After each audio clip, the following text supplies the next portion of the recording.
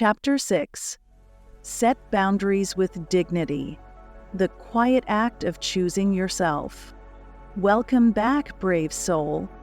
In this space of calm reflection, we don't chase noise. We return to truth. And one truth many forget is this: you don't need to break to prove your heart was real. You don't need to bleed just to be seen. At some point, healing is no longer about understanding them. It becomes about protecting you, because you've explained enough. You've forgiven enough. You've waited long enough for someone to act like a decent human being. And now you see it clearly. Your peace is too sacred to leave unguarded. That's where boundaries come in. But not boundaries born from anger or fear. These are boundaries born from clarity, set with grace, enforced with silence, and rooted in self-respect. You don't scream them. You don't weaponize them. You simply live them. Because real boundaries don't beg to be understood.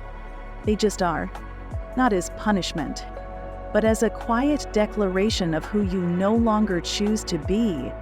You don't need their permission to protect your energy. Let that truth settle deep into your chest. Boundaries are not requests. They are choices. They are lines that say, this is where I end and you begin. And no, the line doesn't move just because they're uncomfortable. Most people misunderstand this. They confuse your calm with compliance. They think if you're not shouting, you're still tolerating. But they're wrong. Stillness doesn't mean permission. Silence doesn't mean access. You can be kind and still be unavailable for what drains you. Let's bring this into real life. Imagine someone who constantly dismisses your feelings. Every time you express discomfort, they laugh it off. They make you feel like the problem. You've tried explaining. You've tried hoping, but nothing changes. Now, you simply say, I don't feel emotionally safe around you, so I'm choosing to create space. And then you do, not with spite, but with stillness. Because this time, you're not reacting, you're deciding. The Stoics would call this self-governance. As Marcus Aurelius once wrote, you have power over your mind, not outside events. Realize this, and you will find strength. Boundaries are how you exercise that power in the real world. They're not walls. They're doors you choose to close, not out of hate, but out of healing. And here's a truth few dare to say.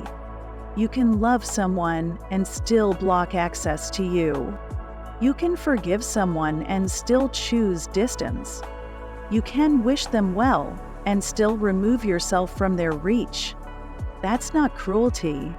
That's clarity. That's adulthood. That's emotional maturity. So if you're still waiting for permission to set that boundary, this is it. If you're still wondering whether it makes you a bad person, it doesn't. If you're afraid they'll call you selfish, dramatic, or cold, let them. That discomfort belongs to them, not to you. Because people who benefited from your lack of boundaries will always resent the moment you finally draw one. But your peace is not up for negotiation. Your energy is not a public resource. And your dignity is not something you should ever have to defend. So from now on, say it with grace. This is where I end, and this is what I no longer accept.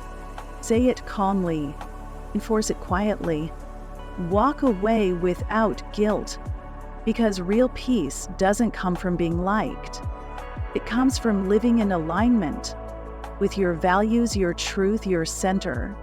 And true healing begins, not when they understand you, but when you no longer need them to. If this stirred something in you, if it echoed a silence you've carried too long, then walk with us. Here, at the Chill Stoic, we don't run from silence. We sit with it. We learn from it. And we rise from it. One truth, one life lesson at a time. Subscribe, turn on notifications, and let's continue this journey together toward clarity, strength, and the quiet kind of freedom that no one can ever take from you.